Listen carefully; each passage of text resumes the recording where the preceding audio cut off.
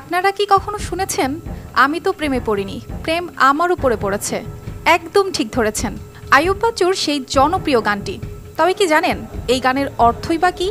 সেনাপ্রধান কি এই গানের মাধ্যমে কোনো মেসেজ দিতে চেয়েছিলেন?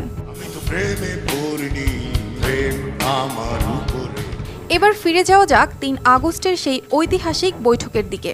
এটি ছিল এমন একটি বৈঠক যা পুরো দেশের পরিস্থিতি বদলে দেওয়ার পেছনে বড় একটি কারণ ছিল। তার সেই গুরুত্বপূর্ণ বক্তব্য, যা একটি জাতির ক্রান্তিকালে সাহসী সিদ্ধান্তের প্রতীক হয়ে উঠেছিল, সেটাও শোনার মতো ছিল। সেদিন ঢাকার সেনা সদর দপ্তরের বৈঠকে উত্তেজনা আর উদ্বেগ ছিল চরমে। সবাই জানতে চাচ্ছিলেন সেনাবাহিনী কি পদক্ষেপ নেবে। বৈঠকটি যখন চলছিল তখন সেনাপ্রধান বলেন, আমি তো প্রেমে পড়িনি, প্রেম আমার উপর পড়েছে। এর মাধ্যমে তিনি বোঝাতে চেয়েছিলেন যে সেনাবাহিনী নিজে সংঘাত তৈরি করেনি, বরং পরিস্থিতি তাদের উপর এসে পড়েছে। এরপর তিনি উল্লেখ করেন, আর বেশি কান্দালে উড়াল দেব আকাশে, যা দিয়ে তিনি সেনাবাহিনীর সদস্যদের দায়িত্ববোধ আর মনোবল জাগিয়ে তোলেন। তবে তার সবচেয়ে গুরুত্বপূর্ণ বার্তা ছিল, নিজেদের জনগণের উপর গুলি নয়, এখন থেকে আর কোনো গুলি নয়।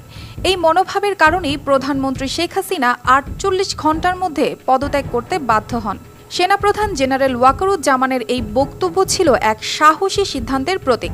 বৈঠকের মূল আলোচনায় তিনি স্পষ্ট করেন, সরকার যদি সেনাবাহিনীকে নিযুক্ত করে তবে তারা আদেশ মানতে বাধ্য, কিন্তু সেনাবাহিনী কখনোই জনগণের বিরুদ্ধে সহিংসতায় অংশ নেয়নি।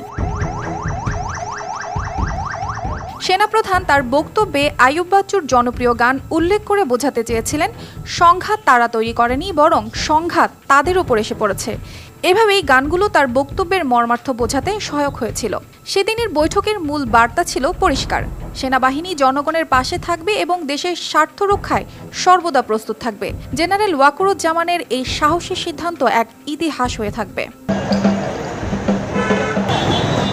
অর্পিতা জাহান, RTV।